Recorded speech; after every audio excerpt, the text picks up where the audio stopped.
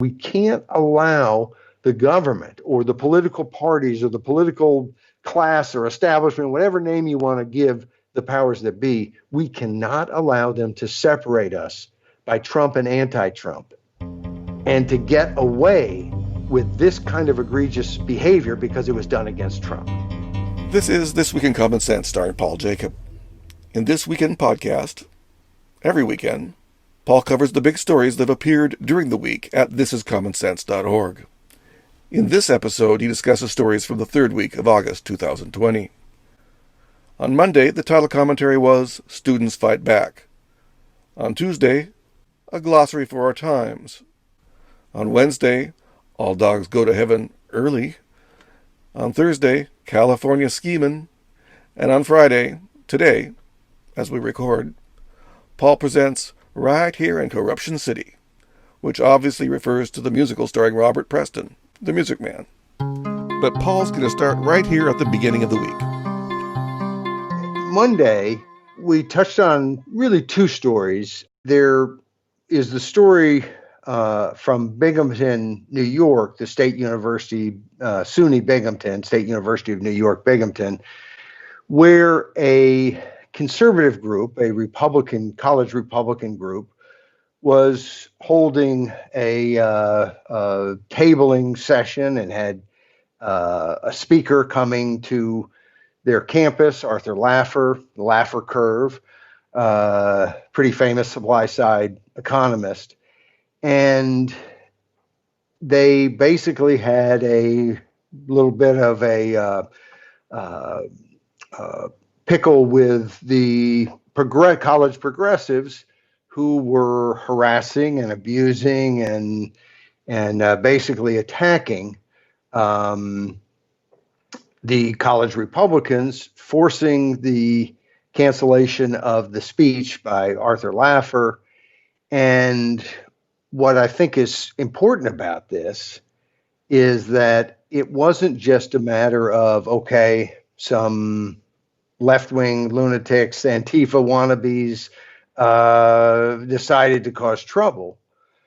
This was facilitated by the university. The university, in the end, basically said, it's no big deal that the mob, destroyed the posters that were put up, harassed the people who were tabling and trying to discuss issues of political importance, public policy issues, and promoting this event. But in essence, the university was on the side of the harassers, the silencers. And this is now something that's going to be going to court, thank goodness. And really, thank goodness that we have some of these different groups, the Foundation for Individual Rights in Education, FIRE, is a big one, as well as, I believe it's the Alliance, gee whizzikers, I can't see the name of it here, and I'll probably get it wrong, but I believe it's the Freedom Alliance that handled the case, or is handling the case at the SUNY Binghamton. But it reminded me immediately of course, another case from Fordham University, where a young man of Asian descent, he's Chinese, posted two pictures on his personal social media. His name is Austin Tong. And the first picture was of David Dorn, who is a black police captain in New York who had been killed. And, he basically, the caption on the video basically said that,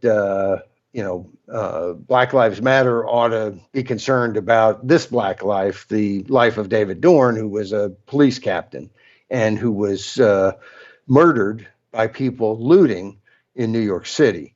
That particular post was one of the ones that was cited. Another post that was cited was Austin Tong holding a AR-15 and pointing out that it's the anniversary of the Tiananmen Square massacre. And of course, the obvious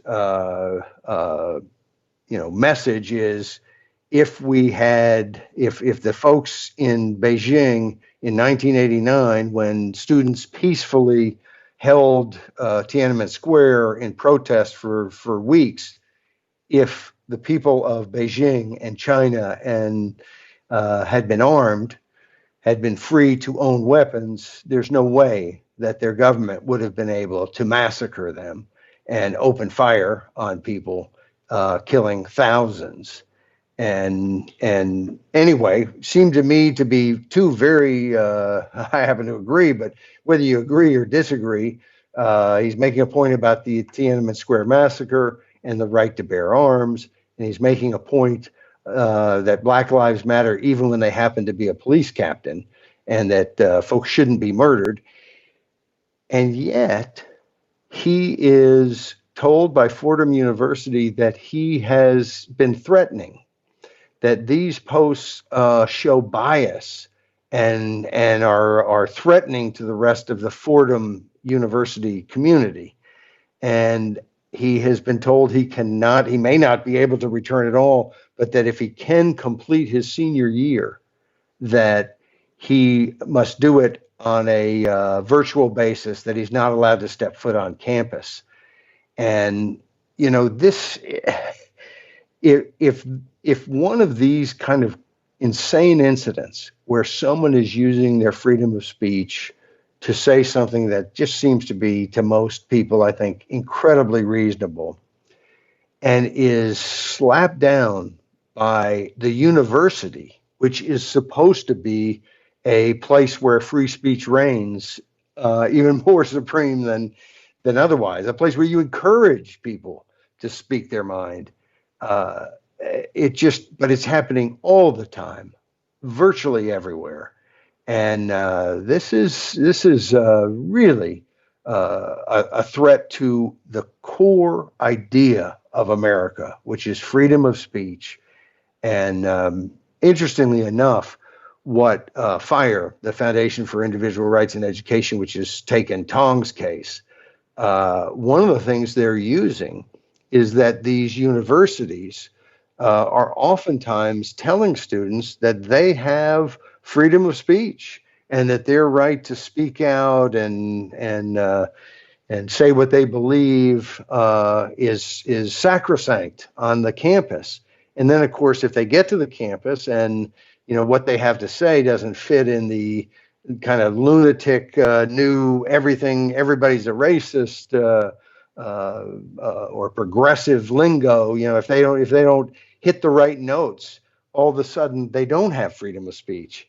And so oftentimes what is most effective is showing that, in essence, these universities and colleges are being fraudulent in telling people they have freedom of speech and that they respect it, and then in reality only respecting freedom of speech that is approved by the left-wing lynch mobs that are out there to, in effect, lynch any speech that they don't like.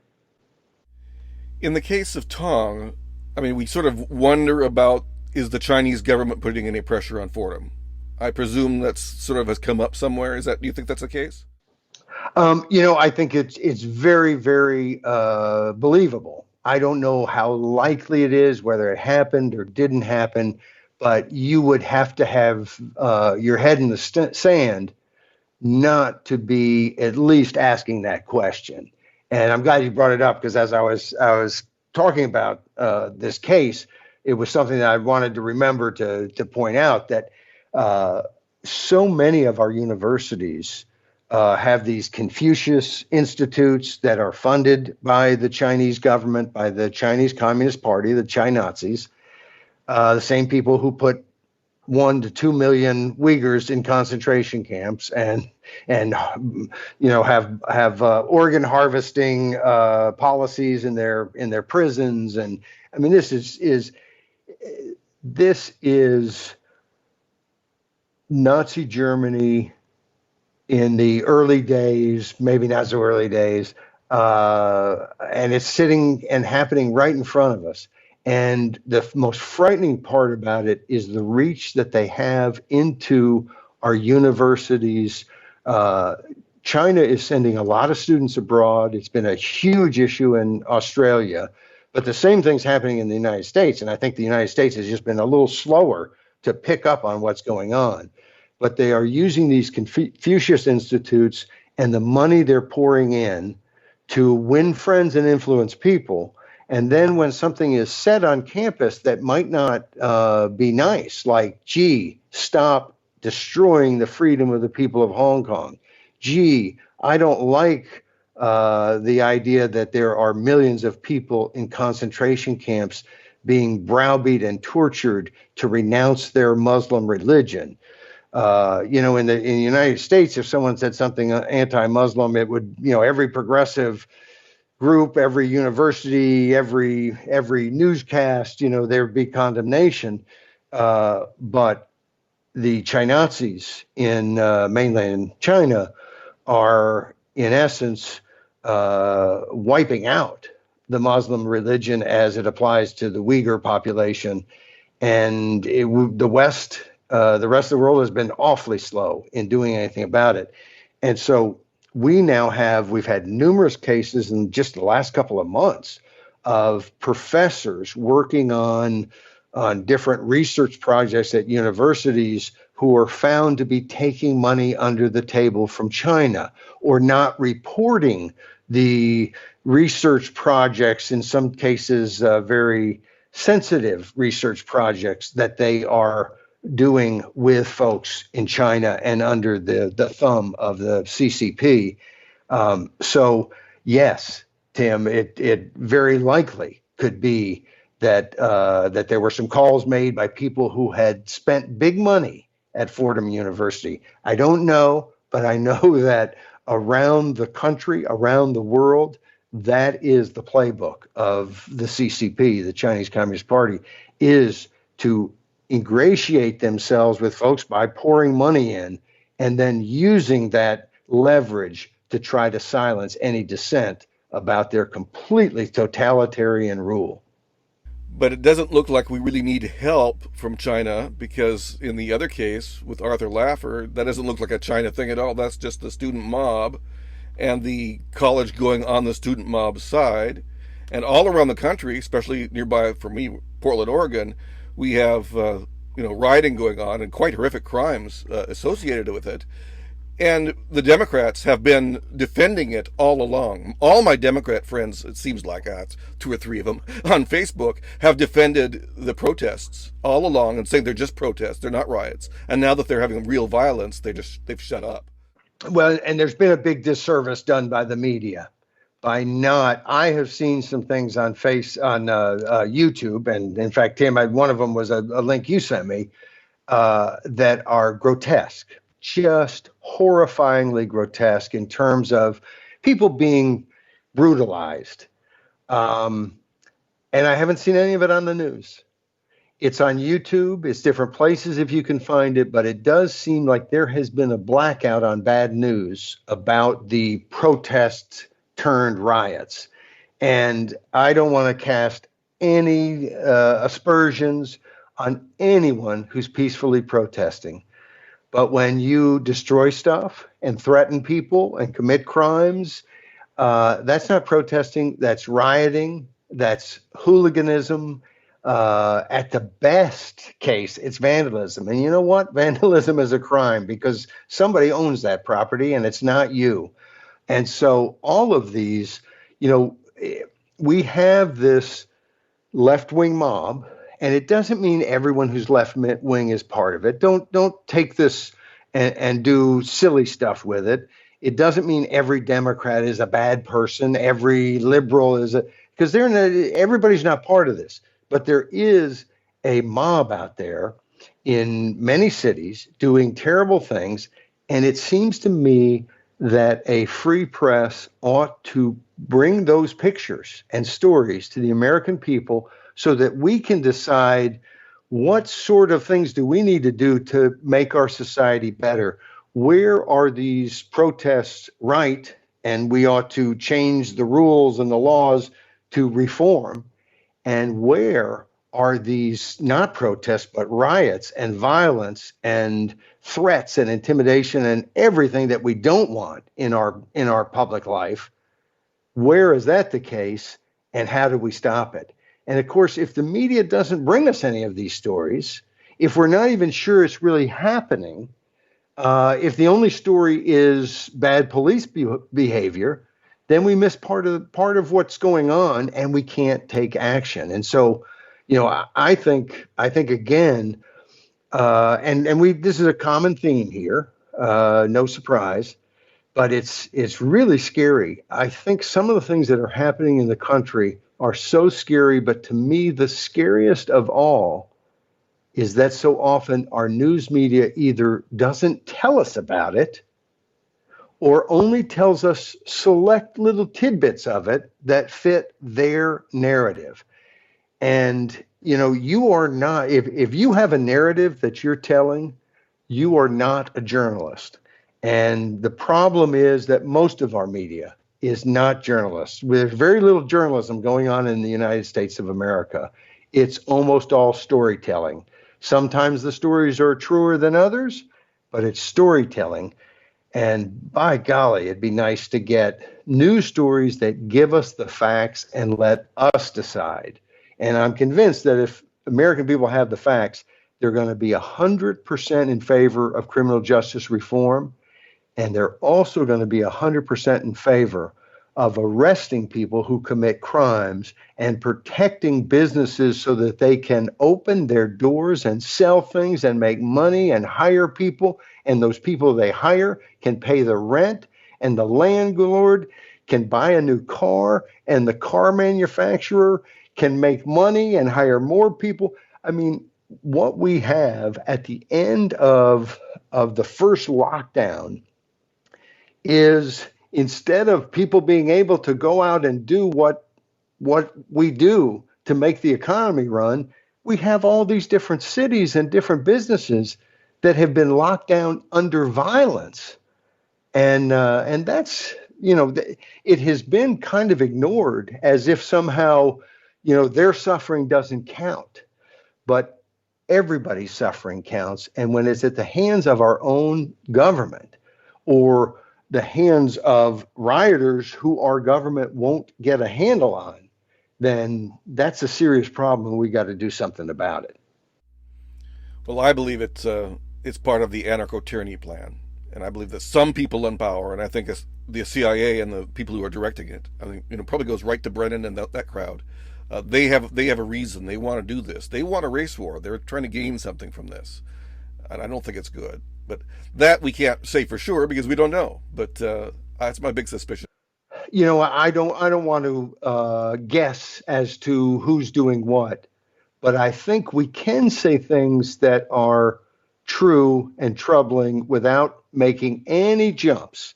And that is, I think there's a reason why there are so many conspiracy theories, and they have so much resonance with regular people like you and me and the folks listening to this.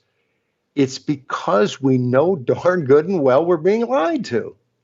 We know we're not getting the full story, and we'd like to know the full story.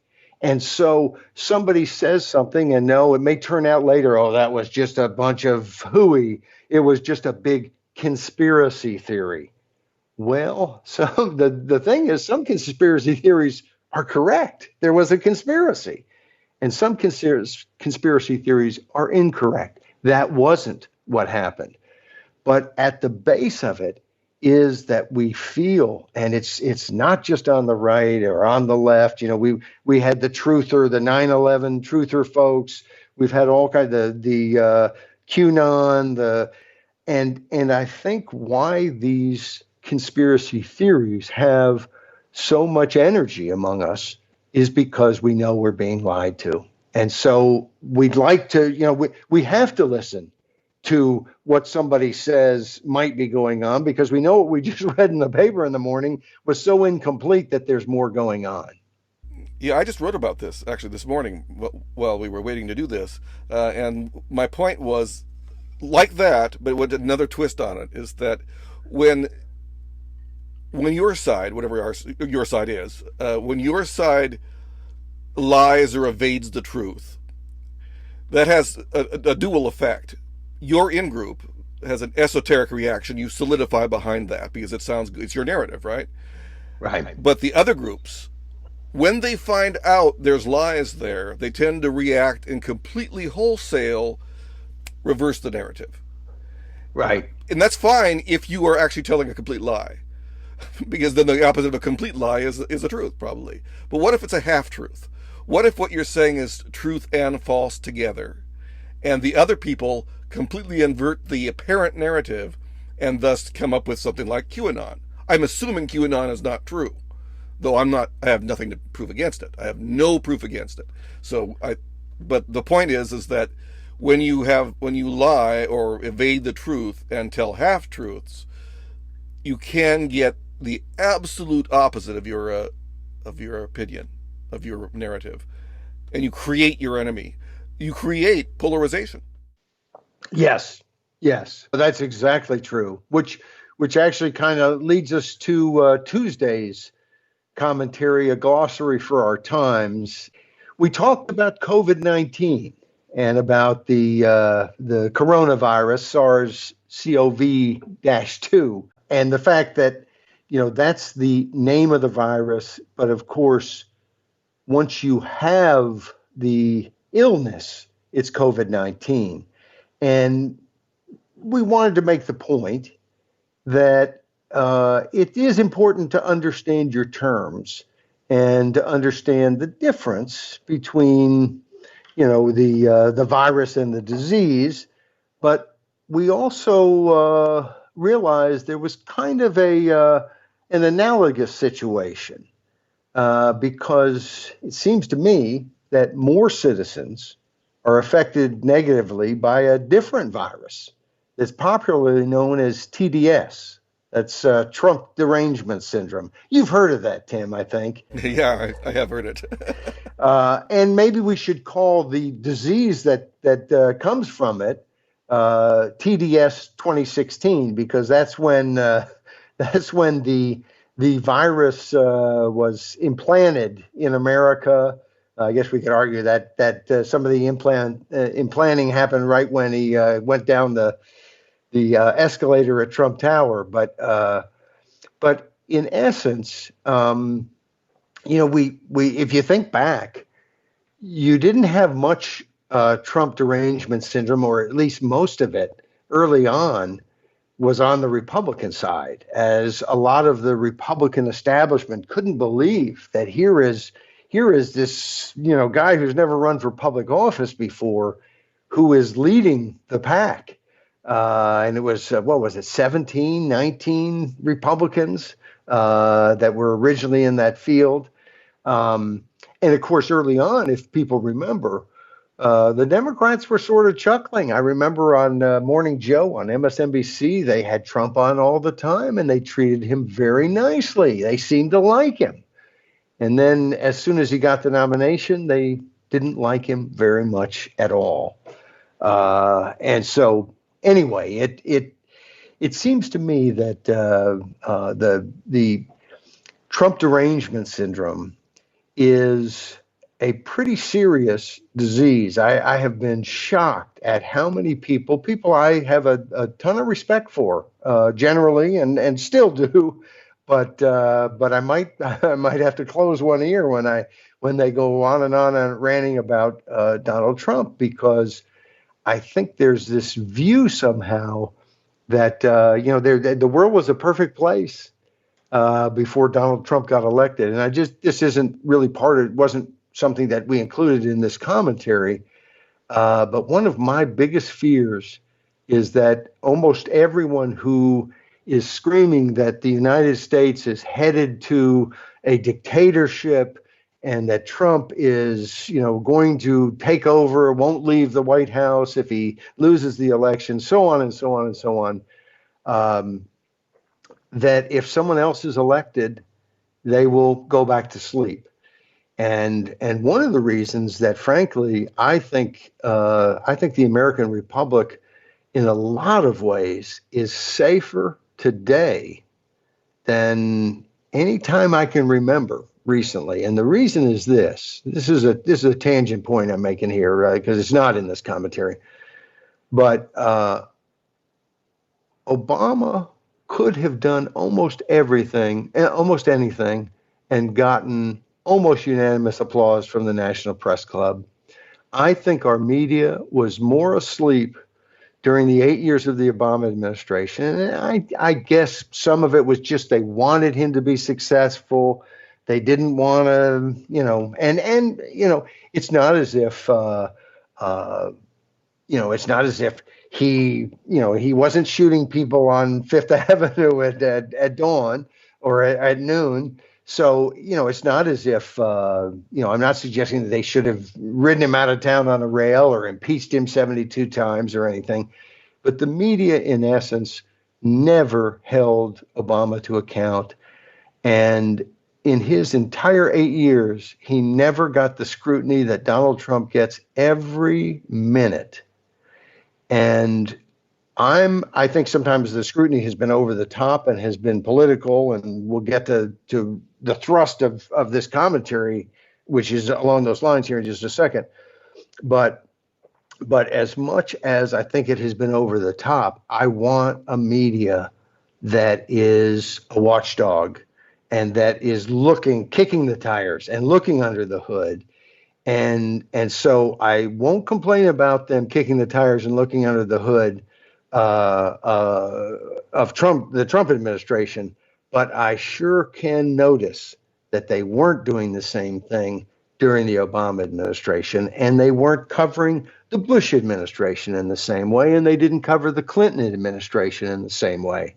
So dial back the craziness, the over the top twisting things that Trump says to make them as bad as humanly possible, but keep the watchdog, keep the aggressiveness, and let's apply it to the next guy who comes in, whether it's Biden in a few, in a number of months, or whether it's someone 4 years from now, be they Republican or Democrat or Libertarian or whatever. The press ought to be a watchdog, and it's not merely that they're kind of over the top with Trump. It's that they were so lapdog with President Obama. And so just to wrap up this, the thrust of this commentary is really this, that it's interesting that the Trump derangement syndrome is most deadly when there are comorbidities. And that's the same thing with the coronavirus and COVID-19. If you get COVID-19 and you're a young person and you don't have any underlying health issues, the chances are slim, under 1%, that you would die of it. If you have other issues, diabetes, heart disease, breathing problems, emphysema, then you're in a lot of trouble. And in essence, part of the reason why I think the Trump derangement syndrome is so harmful is that it has hooked up with a lot of people who have comorbidities. And we suggest that a couple of those comorbidities are things like wokeism, the idea that everyone needs to say everything and think everything just the way you do because you're woke. The idea that democratic socialism is going to give everybody everything they want. These are ideas that have, in essence, given us this idea that government should do everything for us. And Donald Trump, and this is, I think, something that constantly amuses me.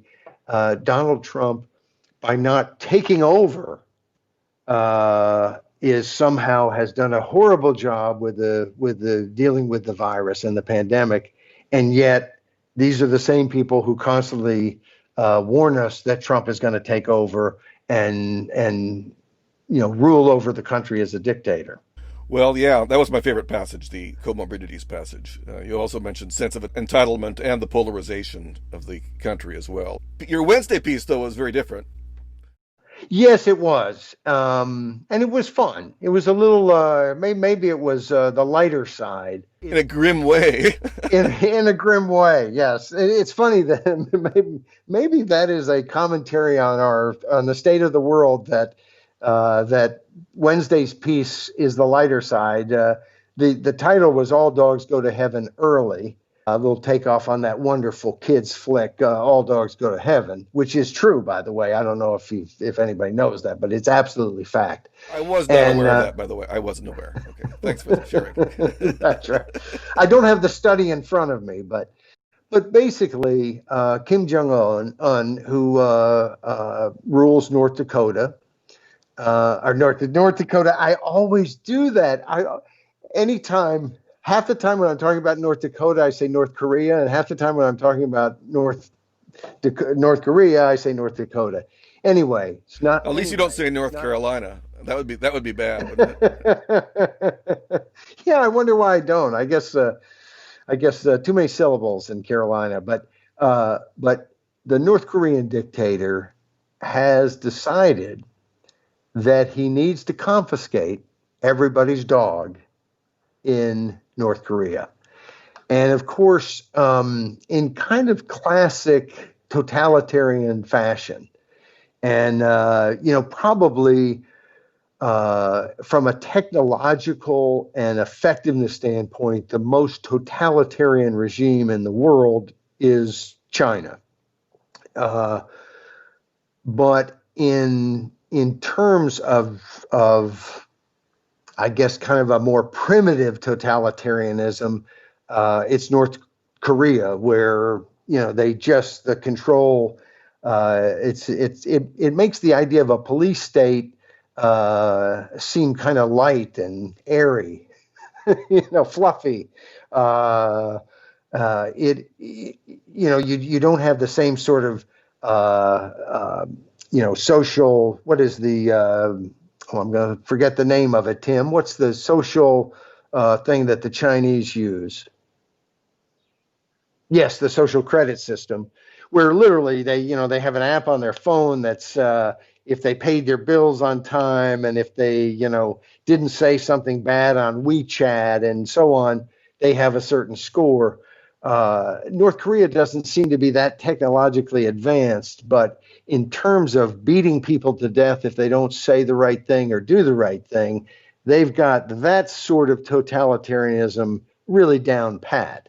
And of course here they make the argument, and we're getting reports, from South Korean papers and different things. It's hard to get solid news. Well, it's hard to get solid news out of New York and Washington D.C. Now that I think of it, but it's really hard to get solid news, out of what is it, Pyongyang or I didn't say that right, but North Korea, and so what we find is that they are grabbing everyone's dog, and the reason they're doing it supposedly is that having a dog is a bourgeois Western thing, and that they don't want any of that bourgeois Western values coming in. Apparently, I've always kind of liked Western values, but now that I realize that liking dogs is a Western value, I'm even higher on. I even give another thumbs up to Western values. But of course, what is likely happening doesn't have anything to do with bourgeois values. It has to do with the fact that totalitarianism is not a very good political economy to have, because it always tends to have a control economy, a command economy, instead of a dynamic, productive economy. And so the bottom line, there are people starving in North Korea, not North Dakota. North Dakota, they're growing lots of food. They're doing wonderful. And they probably can get us a little extra gas. But in North Korea, people don't have enough to eat. And the strongest suspicion of the Watchers of the Hidden Kingdom, their suspicion is that there's enough starvation that he's grabbing the dogs so that he can cook the dogs and feed people. It seems like a really weird way of going about it because it can't last long. Even if we took all the dogs of America, how long would we have to? How much food would we have? Yes, yes. No, it's not. Well, and it's interesting because, and this is a little tangent point, but uh, when the coronavirus first broke, and they believed it had come from these wet markets, which are markets in China where people are selling exotic animals and so on, some for food, some for other, as pets or what have you, but mainly for food and delicacies. And in these markets, they're not very sanitary. There have been a number of diseases that have come out of those, and so that was originally the idea, is that it was coming from the wet markets. Now then later, it was determined that. Or it wasn't determined, but it was alleged, and there's some question as to whether it didn't come from that lab in Wuhan, the one that the United States has actually invested in, and that was supposedly doing some research to try to create more dangerous viruses in the lab safely, so that they could figure out how to protect us from those tougher viruses. And of course, the key being safely, because if you're going to create super viruses that are really dangerous so that you can practice stopping them from killing us all, it's really important that you not let those killer viruses out.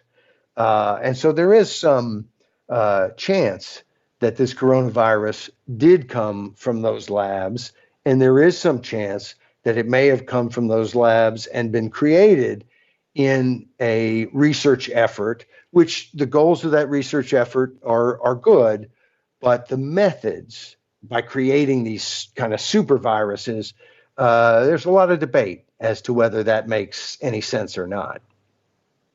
In California, they have a command economy too, at least for one or two industries. Every place has some commands, right? I mean, every around the world it's Yes. you're just states, and but they're having problems with their electric grid, and that's what you dealt with on Thursday. Well, and they've had problems for a long time, and the problems oftentimes when I can remember, I believe it was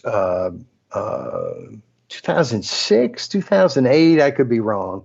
I'm just kind of speculating, but 10, 15, 20 years ago, I have a poster in my basement that someone made about the rolling blackouts in California, where they were, and maybe some of them were rolling brownouts, where they just reduced electricity and stuff. But this is not new in California. For a long time, they have had policies that have just created problems for them to get the energy they need. And you lots of people can talk about how well we should really cut back, but you know what? People want to be cool in the winter, and they want to be heated, or cool in the summer, and they want to be heated in the winter. And they want the lights to go on, and they want the car to take them to the job because they got to go to work so they can make money to pay the mortgage. And so, this idea that somehow we don't need energy except if it's only this type of energy or that type. Well, California's been making energy policy with this sort of go green, progressive attitude for a number of years, and it has been a disaster. We also mentioned the vagrancy problem in California. They just have a huge problem now with all kinds of vagrants, people on the street. And some of that is look, the problem is that California is warm and sunny, and people who don't have a roof over their heads tend to like to go to warm and sunny places and not freezing cold places.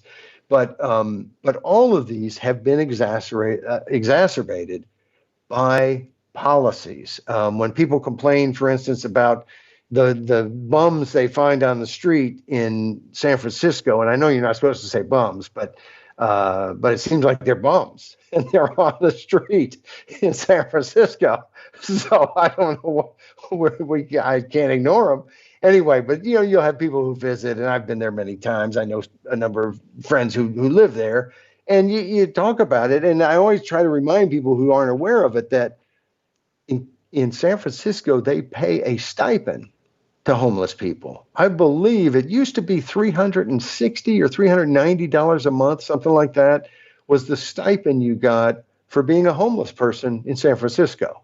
So in essence, San Francisco is paying people to be homeless. And hey, the markets work. They've got plenty of them. So it's there's a little bit of madness going on there, and it's sad because it's a beautiful place, and got a lot of wonderful people like everywhere else in the world. And it's too bad to see what's happening. But the real thrust of what we talked about was off of a piece that Scott Shackford wrote at Reason, and it was about the fact that Democrats in the Assembly want a wealth tax, and they want to force the richest people in the state to have to pay more money. And the interesting thing is the problem in California, and we looked specifically at these rolling blackouts. The problem is not that somehow California hasn't had the money to offer services. They're offering all kinds of services. The problem with the energy sector in California and getting enough energy at a cost that's affordable so that people can be warm in the winter, and especially in California, cool in the summer or in the warmer times. All of that the problem has not been that California's government doesn't have any money and that it's just pinching pennies. The problem is that they have had all kinds of money to throw at different problems and all kinds of legislation to mandate different things to turn California into a progressive wonderland. And the result has been terrible. You have this huge problem with energy there. And it seems to me that those sorts of problems start to create other problems. For instance, if you have a big industry where you're manufacturing something, there are all kinds of things you'd have to worry about if you're deciding to move to this state or that state. But it seems to me that if one of those states, you have the sense that you might not be able to get enough electricity to your door to make the machines run that produce the products that you then ship to market and make money off of, that's not the state you're going to. And so, there is some bad things happening in California, and the solution is not to try to tax the rich so that politicians can continue to wheel and deal and make new bad policies and throw a lot of money at them. And especially, we didn't mention it in this particular piece, these commentaries. If you've only heard this podcast and you haven't gone to thisiscommonsense.org, we have 5 commentaries a week, one every day, Monday through Friday. And then, of course, the podcast on the weekend. But these commentaries are short, usually 250 to 300 words. Lots of links that give you the information to go find out more yourself. You might not agree with me. You might get some more information and say, oh, Paul didn't mention this thing, or he didn't see it this way. So we try to give you the information, but these are short commentaries to express what I see as a pro-freedom bias, very strong pro-freedom bias about what's happening in our world today, and looking at it from different angles. And so we can't bring everything in, and now I'm going to forget what I didn't bring in. Well, I mean, I know what it is now, Tim. Wow! As soon as you started to say, as soon as you were going to say something, now I've got it. I can't let Tim talk. No, It's that they're really, to me, there are two states that have, and they haven't done it with a wealth tax. They've done it with very super high millionaire taxes. But New York State and New Jersey have wrecked their economy in lots of ways. But one of the key ways has been chasing off millionaires and billionaires by having these super high taxes on millionaires. And I remember Tom Golisano. He was the creator of Paychecks, which was I never used him, but it was a very, very popular payroll program and payroll company that would run small businesses payrolls. And when he finally decided he just had enough of New York State and moved out of New York State, it cost the state $600,000 a month in state taxes. So, you got somebody paying that kind of level of state taxes, and you decide you want a little bit more. Well, you could lose that whole thing. And millionaires have fled in droves from New York and New Jersey. And frankly, those are two states that had a lot of millionaires. Those have been big money states for a long time. Well, a lot of those millionaires are now living in Florida where there's no income tax. And so we didn't address that at all in this commentary. I think you can make tremendously good arguments against California having a wealth tax to solve the problems that the politicians created in the first place. But there's also the fact that if you're thinking, gee, well, we won't have the same problems as California, but in my state, maybe we should have a wealth tax because then those rich people would pay.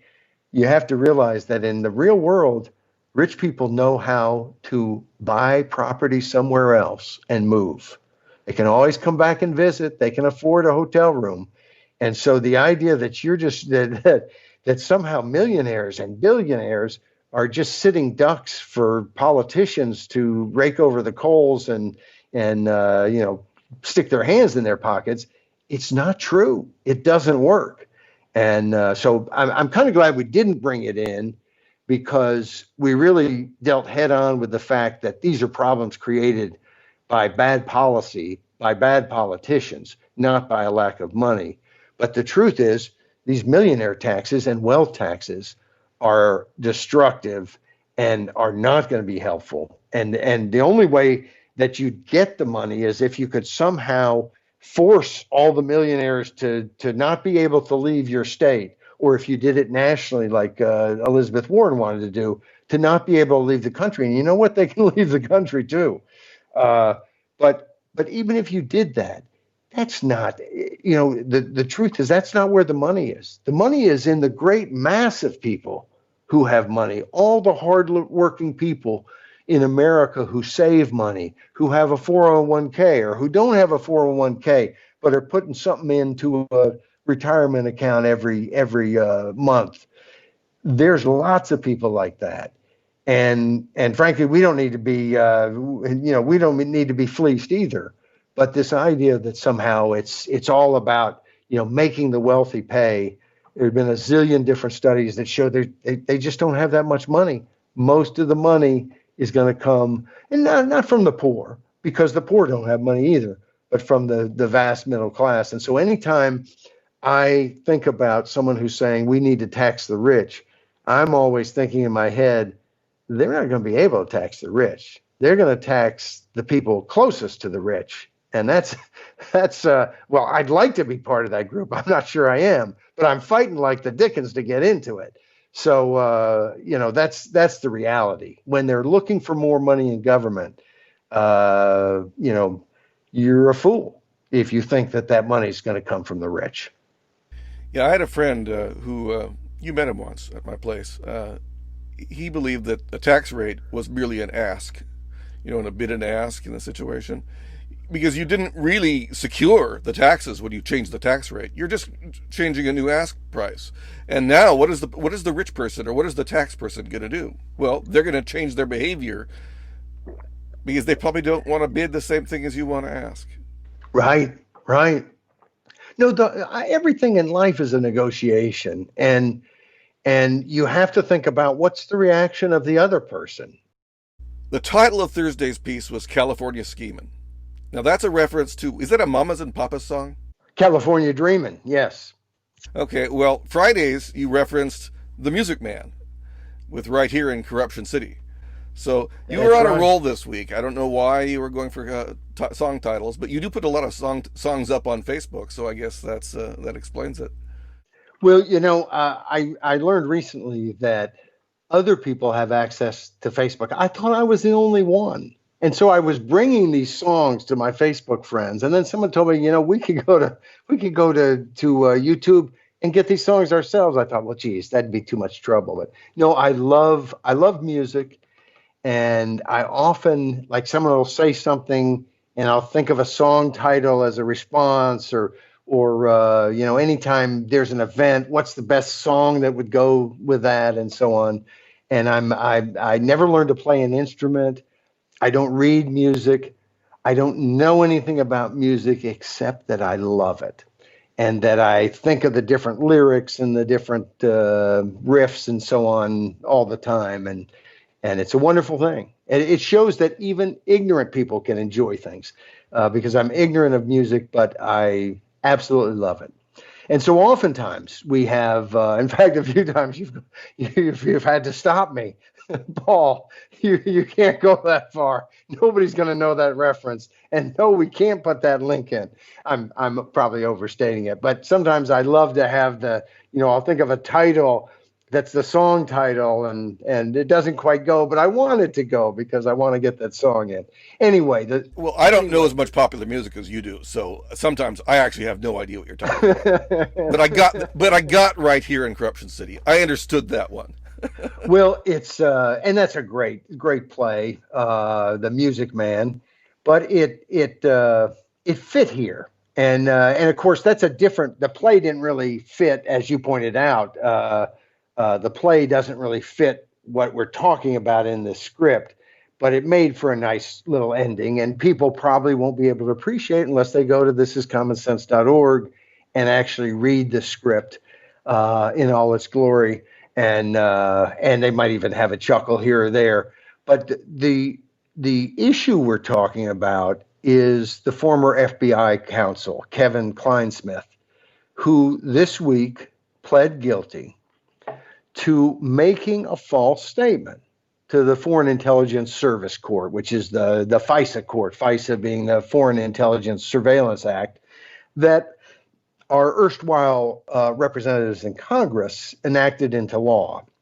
And this is a secret court where the FBI and CIA, other folks can go to this court and can get permission to surveil foreign folks, but oftentimes that ends up sweeping up American folks. And one of the folks that the FBI went to get a warrant to be able to surveil was Carter Page.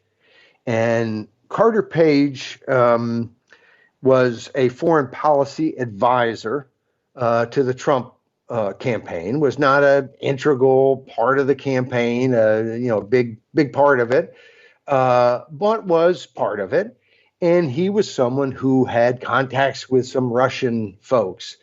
And so the FBI went to the FISA court and said, basically, we think Page is a stooge, an asset of the Russians, meaning he's either working with the Russians, actively helping them, or is kind of a useful idiot that is giving information to the Russians and is being manipulated by the Russians. Well, it turns out neither of those are true, and that Carter Page was briefing the CIA on his contacts with the Russians. So Carter Page wasn't a Russian asset. Carter Page was a CIA asset. And here is an attorney altering a document. Now, he said to the court, he said, look, I admit that I altered this document, but I thought I was altering it and I'm paraphrasing. You go to thisiscommonsense.org and you can read the exact quote. But I'm just paraphrasing it. He says, "Look, I didn't lie. I told the truth. I just, but I did alter the document to put something into the document that I thought was true." Now, I have a question as to why he thought it was true, but let's find out what he put in there. He put into this email he got from the CIA liaison, and in this email, he put not a source. So he's basically altering this document to say that Carter Page was not a source for the intelligence community, which is a lie, which is not only not true, it's the opposite of true because he is a source. So here's a source for the CIA that the FBI attorney is altering this document to say he's not a source. Now, it's one thing to say, look, I thought it was truthful what I was saying, but you don't alter documents. You don't alter documents and then turn it into a judge in a court without saying, hey, I altered this document to add some other very fun, useful, truthful information.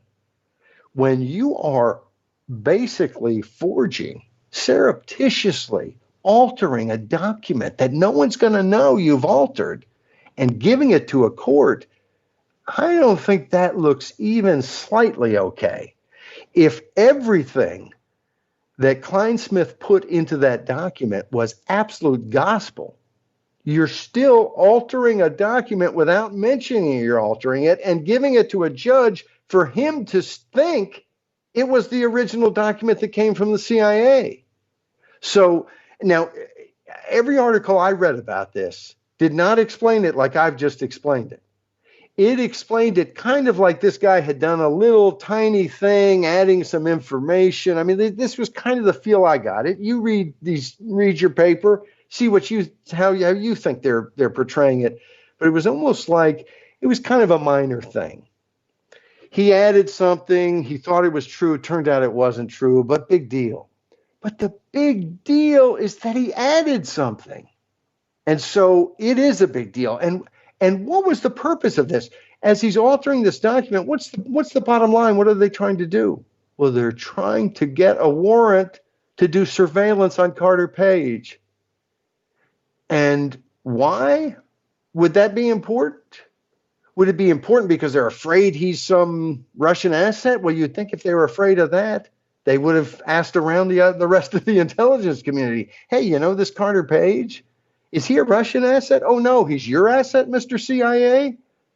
Well, that settles the case right there. So I'm very interested as to where Kleinsmith, the attorney, ever got this information that Carter Page was not the CIA asset that he was. That's one. But two, he's altering a document, the goal of which is to surveil Page, and the whole predicate for surveilling Page is that Page is part of the Trump campaign. So the whole effort is to surveil the Trump campaign. I mean, that just seems logical and obvious. I don't get to read everything the CIA or the FBI cooks up. I have to admit to everyone that I have wanted this whole story to go away because it just seems to me that we all know the bottom line. And the bottom line is our government is doing all kinds of things in secret, and we know they're crooked. And that's really the takeaway from this whole thing, because so much of our politics is, I hate Donald Trump. He's evil. He's a dictator. He's a Putin stooge. He's whatever. He's just the worst thing ever. Or, I love Donald Trump. He's great. He's the first president who's been willing to fight, against the deep state and against the swamp and so on and so on. Trust me, I'm somewhere in the middle of that, of those two extremes. But here's the takeaway to this Kleinsmith guilty plea this week. And the fact that we now know that there was criminal activity in seeking to surveil Page and therefore the Trump campaign. We have a government that is doing things in secret that are criminal and that has the power to surveil presidential campaigns and has the power to do all kinds of other things that we may never hear about. I mean, think about the fact that if Donald Trump had not won the White House, I don't think anybody in their right mind thinks that Kleinsmith would have been pleading guilty this week to having altered what he sent to a judge to be able to get a warrant to surveil an American citizen. So we can disagree all day long about whether Donald Trump is the worst evil or the greatest good in the whole wide world. It doesn't matter. Where we should all be in 100% agreement is in realizing we have a doggone serious problem in Washington with the deep state, with a government that does more and more things in secret, in a government that we know was grabbing our bank records and our social media posts and our emails and recording our phone calls, when all of those things were an unconstitutional violation of our rights. We know these things have happened. We know that if you are the president of the United States, it may happen to you. This is a very, very serious problem. And we have some fundamental things to deal with in terms of secrecy. I don't see how you can have a free society with the level of government secrecy and opaqueness that we have. But I just think we all on this, as this weekend, need to realize that now we know, just like we did when Snowden released the information about the NSA spying, we know that we have a government, an FBI, that will lie and alter documents in order to get their way and be able to look at a political campaign. I mean, this is so potentially serious. And look, I'm not so worried about going back. And I mean, I think for the future we have to go back, and we do have to hold people accountable for what happened in 2016, but and since. But the real issue is going forward, and that's one why we have to hold them accountable. But it's also why we have to start taking this seriously, and we can't allow the government or the political parties or the political class or establishment, whatever name you want to give the powers that be, we cannot allow them to separate us by Trump and anti-Trump and to get away with this kind of egregious behavior because it was done against Trump. In the same way that we could not afford to let them get away with this behavior if it was done against somebody else. If this was done against Joe Biden or against Hillary Clinton, that's a problem. That's a huge problem. That's the same problem. It doesn't matter who they're doing it to. If they have the power to do it, they can do it to you and to me. And frankly, there's a lot of people who like Hillary Clinton who complain about what Comey did in coming out publicly, both in the summer and then right before the election, and talking about their investigation of Hillary Clinton. Trust me, I can't think of too many politicians I like less than Hillary Clinton, and politicians are not my favorite people. But I think what Comey did was wrong. And I think it was wrong because I do not believe our government has the right to come out and make harsh statements about people and say, well, they did this bad and that bad. You have a right to indict them and prosecute them, and if you can, convict them if they commit a crime. That's what you have a right to do at the Department of Justice. You do not have a right to decide that you don't have enough evidence to convict them, but you're going to hold a big press conference and say nasty things about them. And the fact that you're saying nasty things about Hillary Clinton, who I was not for and who I don't have much admiration for, doesn't matter. Now, think about that. That's coming out with a press conference and saying things that I think are true, but are nasty. I don't think that's the government's place. What we're talking about with Smith and with this Russian investigation is actual criminal behavior, lying to a court in order to be able to dig and investigate and get more information. So this is much more serious than, of course, what Comey did. But again, we as American citizens, it's just we are at a place where I think our country matters a lot to the world, matters a lot to us. We are the sovereigns. We are the people who have to step up and say, no, we're not going to let you get away with it. And we have to be willing, regardless of our partisanship, to hold people accountable for what they do and have a standard, principles of right and wrong that don't change because we like the politician or we don't like the politician. Well, there you are. This has been This Week in Common Sense, starring Paul Jacob, for the third week of August 2020. My name is Timothy Virkala. You can find this podcast on Apple, Google, Stitcher, and other podcatchers, on SoundCloud, on YouTube, and at thisiscommonsense.org. Easy way to access it. Paul writes a column there 5 days a week, and on the weekend, this podcast, in audio and video. Come back Monday, come back next weekend. Thank you.